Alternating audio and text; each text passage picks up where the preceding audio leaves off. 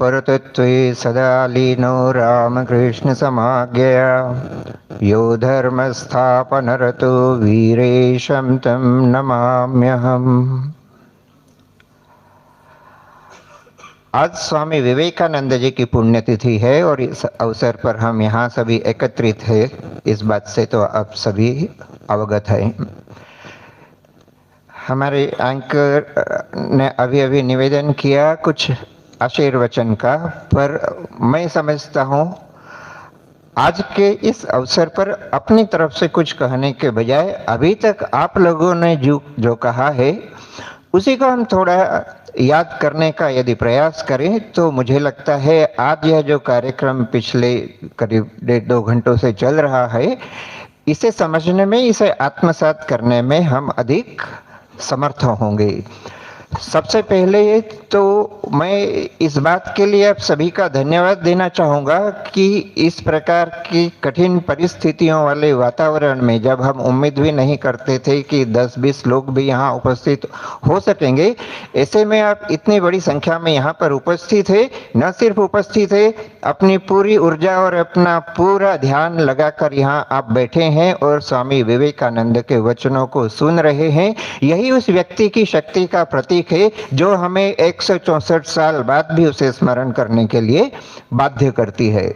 मैं सबसे पहले याद करना चाहूँगा रिधिमा टीकू ने स्वामी विवेकानंद को याद करते हुए, और मैं एक बात और कहना चाहूँगा कि जितने भी विद्यार्थियों ने यहाँ पर स्वामी विवेकानंद के बारे में बात की, वह कोई घिसी पिटी पुरानी या लकीर की फकीर वाली जो बात होती है कि इस दिन उनका जन्म हुआ था, इस दिन उनकी मृत्यु हुई थी, उनके पिताजी का नाम, माँ का नाम, क्या शिक्षा हुई, उन सब से हटकर स्वामी विवेकानंद को पढ़कर आपने अपने हिसाब से विवेकानंद को समझने की कोशिश की।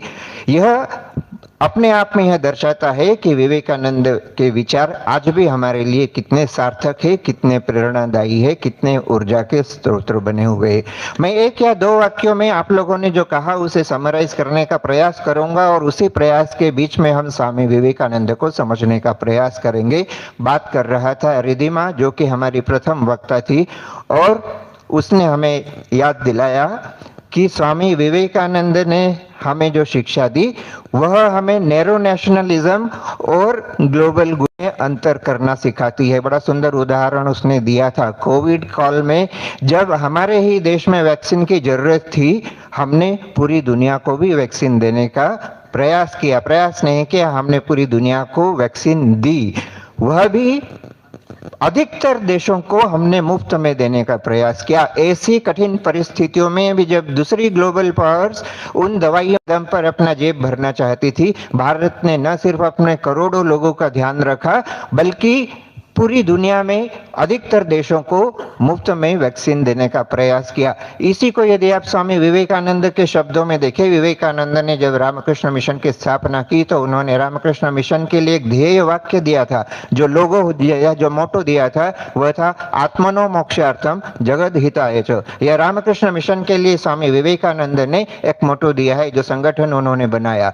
यह उदाहरण व्यक्तिगत, यह व्यावहारिक उदाहरण हम हमारी देश की नीतियों में देख सकते हैं कि जब न सिर्फ हमने अपने करोड़ों लोगों का ध्यान रखा, अपने करोड़ों लोगों को मुफ्त में हमने दवाई दी, हमने विश्व के अधिकतर देशों को मुफ्त में वैक्सीन देने का प्रयास किया। यह स्वामी विवेकानंद के उस आत्मनो मोक्षार्थम जगत हिताय प्रवचन से ही मानो लिया गया एक व्यवहारिक सिद्धांत था। उसके बाद सक्षम ने हमें बताया कि आर्टिफिशियल इंटेलिजेंस यदि महत्वपूर्ण है तो उसके साथ हमारी नेचुरल विजडम भी महत्वपूर्ण है। बल्कि आर्टिफिशियल विजडम की तुलना में, आर्टिफिशियल इंटेलिजेंस की तुलना में हमारा व्यवहारिक जो ज्ञान है, हमारी जो व्यवहारिक बुद्धि है, उसका उपयोग कहीं हमारे लिए अधिक महत्वपूर्ण है, अधिक सार्थक है। हमारे समक्ष उपस्थित हुई माधवी, जो कि इसी लाइब्रेरी से संबंध रखती है, उसने अपने सुंदर भजन, उसके बाद मौसमी ने सूरदास का एक भजन रखा, रुमित ने हमें उस अतीत काल के भारत की याद दिलाई जो सोने की चिड़िया कहलाता था। मान्यता ने यहाँ आकर हमें स्वामी विवेकानंद के डिसिप्लिन और कॉन्फिडेंस के महत्व से परिचित कराया। दमनदीप कौर का कहना था कि स्वामी विवेकानंद जब 1893 में शिकागो धर्म सम्मेलन में बोलने के लिए खड़े हुए थे, वे किसी एक धर्म, किसी एक विशेष ग्रुप या किसी एक व्यक्ति की बात करने के लिए खड़े नहीं हुए थे, वे संपूर्ण मानवता के लिए खड़े हुए थे। और इसीलिए दमनदीप याद दिलाती है कि every religion is to be respected. यह स्वामी विवेकानंद की शिक्षाओं का केंद्र बिंदु रहा। अमन, जो कि पुनः इसी हमारी लाइब्रेरी से संबंध रखता है, उसने स्वामी विवेकानंद के fire of character, fire of thought के बारे में बात की और उसने यह भी हमें याद दिलाया, स्वामी विवेकानंद के ही यदि वचनों का हम सहारा लेकर देखें, उसने यह याद दिलाया कि youth is not a phase but a source of responsibility, a feeling of responsibility। Gunjan ने यहाँ आकर हमें उन जो अमर समर में जो अमर हो गए उन लोगों की याद दिलाई। तरणप्रीत को मैं विशेष रूप से याद करना चाहूँगा, जिसने अपने हिंदी और इंग्लिश दोनों भाषाओं को मिलाकर स्वामी विवेकानंद को बड़े सुंदर, बड़े सटीक ढंग से रखा हम लोगों के समक्ष। और यह भी उसने याद दिलाया, स्वामी विवेकानंद को हमें मानक बनाने की आवश्यकता है। अर्थात हमारे चरित्र को यदि हमें परखना है, हमारे चरित्र को यदि निखारना है, तो स्वामी विवेकानंद को हम एक मानक मान सकते हैं। हमारे एंकर दीपक ने बदलाव हमारा नारा है कि कविता के माध्यम से स्वामी विवेकानंद की याद दिलाई। एक ही व्यक्ति को विभिन्न व्यक्ति किस प्रकार से अलग अलग मानसिकता, अलग अलग तरीकों से हम समझ सकते हैं, प्राप्त कर सकते हैं, यह हमें जानवी ने अपने उस गाने के माध्यम से, भजन के माध्यम से बताया, जिसमें एक राधा और एक मीरा की तुलना की गई है। दोनों की पार्श्व भूमिका अलग अलग थी। राधा और मीरा अलग अलग परिस्थितियों में, अलग अलग कालखंड में जन्मी, परंतु कृष्ण को पाने दोनों का प्रयास भले ही अलग था, परंतु अपनी संस्कृति, अपनी मान्यता, अपने विचारों को दूसरों से अलग रखते हुए भी हम एक उद्देश्य, एक गोल तक कैसे पहुंच सकते हैं, यह इस सुंदर भजन के माध्यम से हमें पता चलता है। काजल, जो कि आरकेएम लाइब्रेरी से ही है, उसने बताया कि यूथ इज नॉट एज। उसने एक और महत्वपूर्ण शिक्षा जो स्वामी विवेकानंद के उपदेशों के माध्यम से उसने जो बताने का प्रयास किया, वह था कि mental slavery is more dangerous than foreign rule. और इस बात की हमें आज के समय में और विशेष रूप से याद रखने की आवश्यकता है। जब हम डीकोलोनाइजेशन की बात करते हैं, हम अंग्रेजों की दासता से, मुगलों की दासता से तो हम स्वतंत्र हो गए, परंतु क्या हम मानसिक रूप से अभी भी अपने आप को स्वतंत्र कर पाए हैं? इसलिए यह बात याद रखने लायक है कि mental slavery is more dangerous than foreign rule. उसके बाद आयुष ने ओ देश मेरे के माध्यम से फिर हमारे देश का वर्णन किया। बीच में मैं माही, जो अभी अभी कुछ समय पहले यहाँ उपस्थित हुई, उसके भाषण का एक बड़ा महत्वपूर्ण अंश आप लोगों के समक्ष रखना चाहूँगा। विवेकानंद को हम क्यों पढ़ें? She said in her short address, the more she reads Vivekananda, more she feels uncomfortable, and that should be the condition with us also.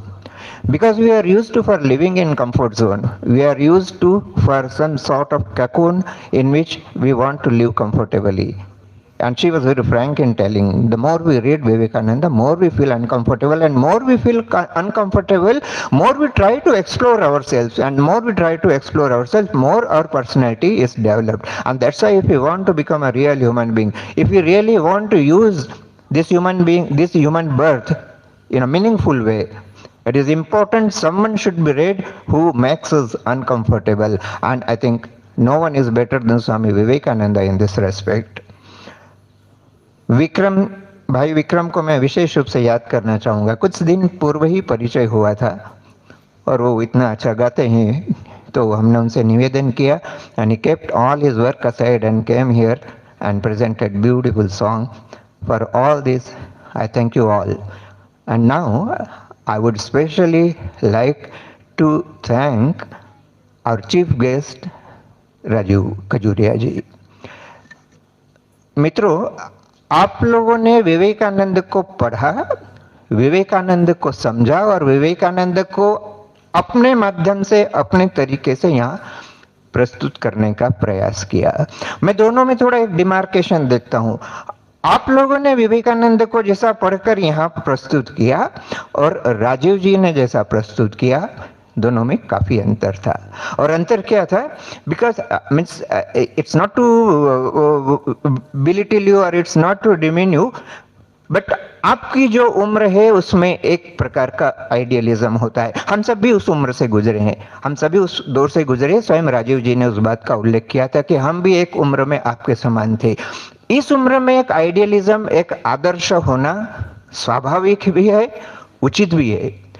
परंतु जब आप व्यवहारिक फील्ड में आते हैं, जब आप व्यवहार के क्षेत्र में आते हैं, अधिकतर लोगों का आदर्श हवा में उड़ जाता है। व्यवहार के क्षेत्र में भी आदर्श को बनाए रखकर जो अपने जीवन को आगे बढ़ाने का प्रयास करे, वही सच्चे अर्थों में स्वामी विवेकानंद या किसी भी महापुरुष का अनुसरण करने के योग्य होता है। और स्वयं राजीव जी का जीवन इस बात का उदाहरण है। जिस प्रकार स्वामी विवेकानंद और इस प्रकार के महापुरुषों के उपदेशों को अपने जीवन का आधार बनाते हुए वे प्रशासनिक सेवा में हैं। प्रशासनिक सेवा में भी आज इतने लंबे समय से विभिन्न पदों पर रहते हुए आज इस पद तक वे पहुंचे हैं।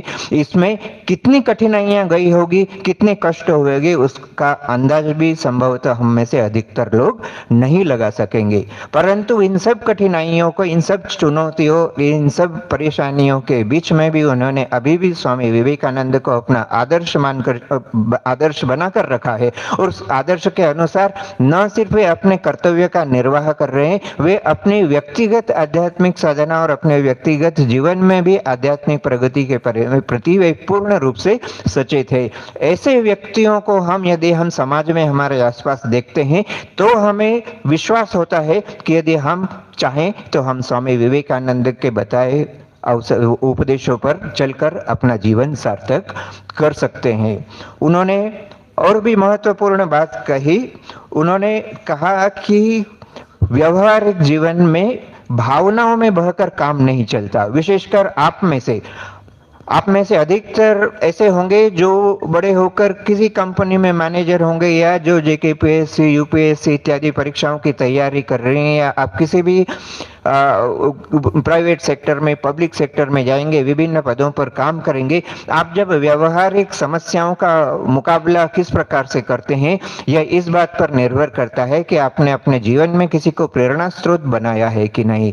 राजीव जी ने बड़ी सुंदर कहा, जो कि स्वामी विवेकानंद के शब्द थे। Vivekananda himself used to say, if you have a goal in life, if you have someone to follow in your life, you will commit 1,000 mistakes. But if you don't have any goal, any ideal, you will commit 50,000 mistakes. ऐसा नहीं कि आप एक आदर्श बना लेंगे, आप किसी को अपना ध्येय बना लेंगे तो आपके जीवन की सारी समस्याओं का समाधान हो जाएगा। हम भगवान के पास भी चाहते हैं। भगवान के पास जब जाते हैं, मंदिर में जाते हैं, आश्रमों में जाते हैं, गुरुओं के पास जाते हैं, सन्यासियों के पास जाते हैं, यदि यह मन में रखकर जाते हैं कि वहां जाने से हमारी सारी समस्याओं का समाधान हो जाएगा, इसका मतलब कि हमने उन व्यक्तियों को समझने का प्रयास ही नहीं किया। क्योंकि उस स्थान पर जिसे हम देवता कहते हैं, जिसे हम भगवान कहते हैं, आप उनके जीवन को पढ़कर देखिए। स्वयं स्वामी विवेकानंद के जीवन को पढ़कर देखिए, रामकृष्ण परमहंस के जीवन को पढ़कर देखिए, या भगवान राम का जीवन देखिए, भगवान कृष्ण का जीवन देखिए। किन कठिनाइयों का उन्होंने सामना किया, उन कठिनाइयों का क्या 1,000वां हिस्सा भी हम अपने जीवन में फेस कर सकते हैं? यदि कर सकते हैं तो हम उन लोगों को आदर्श मानने के योग्य अधिकारी है। और इसलिए साक्षी भाव से इस जीवन को बिताना, अपने कर्तव्य का पालन करते हुए, यह महत्वपूर्ण उपदेश राजीव जी ने हमें दिया। और एक बात मैं प्रसंगवश कहना चाहूंगा, क्योंकि रामकृष्ण मिशन से हम संबंध रखते हैं। ये जो संस्था है, जो पूरा आश्रम चल रहा है, रामकृष्ण मिशन की एक संस्था है, ये उसकी एक शाखा है। और राजीव जी ने बताया कि कैसे स्वामी विवेकानंद ने रामकृष्ण मिशन को एक अलग रूप दिया। देखिए, संन्यास का अर्थ हुआ करता था कि जिस व्यक्ति के मन में वैराग्य हो, वह घर संसार परिवार छोड़कर और कहीं निर्जन में, जंगल में, किसी गुफा में चला जाए। स्वामी विवेकानंद थे जिन्होंने कहा था कि वैराग्य अपनी जगह ठीक है, ईश्वर प्राप्त करने की इच्छा अपनी जगह ठीक है, परंतु साथ ही साथ आपको उस समाज को भी कुछ देना है जिस समाज में आप पल कर, जिस समाज में बड़े होकर आपको वैराग्य का उदय हुआ, उस समाज का त्याग करना उचित नहीं है। और इसलिए स्वामी विवेकानंद ने हजारों वर्षों की भारतीय परंपरा को तोड़ते हुए नहीं कहूंगा, उसे सामयिक रूप से परिवर्तित करते हुए एक अलग दिशा प्रदान की। जहां यदि किसी के मन में वैराग्य उदय होता है तो उसे समाज से कटकर निर्जन स्थान में जाने की आवश्यकता नहीं, परंतु समाज में रहकर समाज की सेवा करते हुए भी ईश्वर की प्राप्ति की जा सकती है।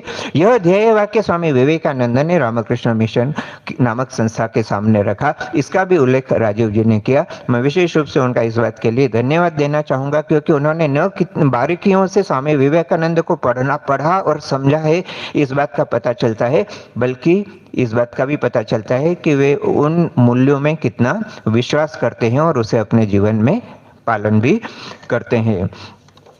मैं एक बात के लिए, आप लोगों में से कुछ ऐसे हैं जिन्होंने अभी अंतिम मौके पर, मेरे पास एक निवेदन आया था कि कुछ भी और विद्यार्थी हैं जो बोलना चाहते हैं, परंतु चूंकि कार्यक्रम अपनी समय सीमा के अनुसार चल रहा है, थोड़ा सा अतिक्रम भी हुआ है, तो और जो नए नाम जो आज आए थे उन्हें अभी हम अवसर देने में असमर्थ हैं, परंतु हम आशा करते हैं कि अगली बार जब इस प्रकार का कोई अवसर उपलब्ध हो, आप पहले से ही अपना नाम यदि देकर रखें तो हम आपको यहाँ निश्चित रूप से सम्मिलित करेंगे।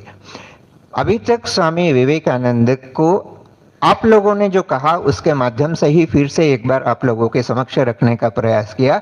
Only one thing I would like to add from my side, Swami Vivekananda ने तो बहुत सारी बातें कही है, बहुत सारे उपदेश दिए हैं, अलग अलग लोगों को अलग अलग स्थान पर और देश काल पात्र के हिसाब से उन्होंने विभिन्न व्यक्तियों से विभिन्न प्रकार की बातें कही है। But one very important thing which, and especially for you, for the youth of India, I think that should be imbibed, and that value is feel for others. Vivekananda used to say, unless you feel for others, you are not a real human being.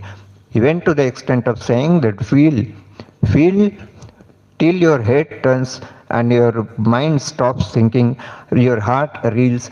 And some beautiful poetic words Swami Vivekananda has used, but he says, unless you have feeling for others, you are none better than any dead body, any dead objects. और इसलिए विवेकानंद कौन थे? विवेकानंद एक ऐसे व्यक्ति थे जो ईश्वर की प्राप्ति के लिए, किसी एक ईश्वर की खोज के लिए जिन्होंने अपना घर परिवार समाज छोड़ा था, परंतु जब उनकी यात्रा का प्रारंभ होता है वे किसी एक ईश्वर की खोज में थे। जब उनकी यात्रा की समाप्ति होती है, विशेषकर भारत की परिक्रमा करके जब वे भारत के अंतिम सिरे पर स्थित कन्याकुमारी में जाकर जब वे 3 दिन 3 रात तक ध्यान में मग्न थे, what was his object of meditation? His object of meditation was not one God, his object of meditation was not something extract.